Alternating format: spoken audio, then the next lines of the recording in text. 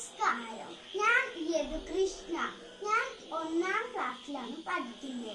ഇന്ന് ഞാൻ നിങ്ങൾക്കൊരു കഥയാണ് പറഞ്ഞിരുന്നത്.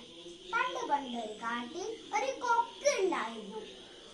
ആ കൊക്ക് എല്ലാ ദിവസവും വെള്ളത്തിൽ നിന്ന് മീൻ പിടിക്കുമായിരുന്നു. ഒരു ദിവസം കൊക്കിന് വയസ്സായതോ. അപ്പോൾ കൊക്കിന് മീൻ പിടിക്കാൻ പറ്റിയിട്ടില്ല.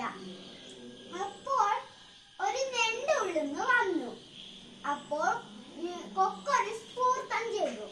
ഞണ്ടിനോട് കൊക്ക് പറഞ്ഞു, ഇവിടെയുള്ള വെള്ളമൊക്കെ വറ്റിക്കാൻ ഒരാൾ വരുന്നുണ്ട് എന്ന് പറഞ്ഞു. അപ്പോൾ ഞണ്ടിന് ദേഷ്യം പിടിച്ചിട്ട് എല്ലാ മീനുകളും ഞണ്ട് ആ കാര്യം പറഞ്ഞു. അതിനുശേഷം കൊക്ക് പറഞ്ഞു, മീൻ പുറത്തേക്ക് വന്നപ്പോ കൊക്ക് പറഞ്ഞു, ഞാൻ നിങ്ങളെ ഇവിടെ അടുത്തുള്ള ഒരു ദ്വീപില് കൊണ്ടാക്കാം. കൊക്ക് അങ്ങനെ പറഞ്ഞപ്പോ ആ ദ്വീപിലെത്തിയപ്പോ കൊക്ക് അയ്യെ മീനിനെ ഒക്കെ തിന്നു കളഞ്ഞു ഒരു പാറയുടെ മുകളിൽ വെച്ചിട്ട്.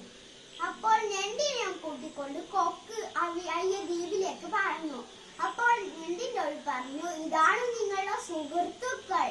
അപ്പോൾ ഞണ്ടിന് ദേഷ്യം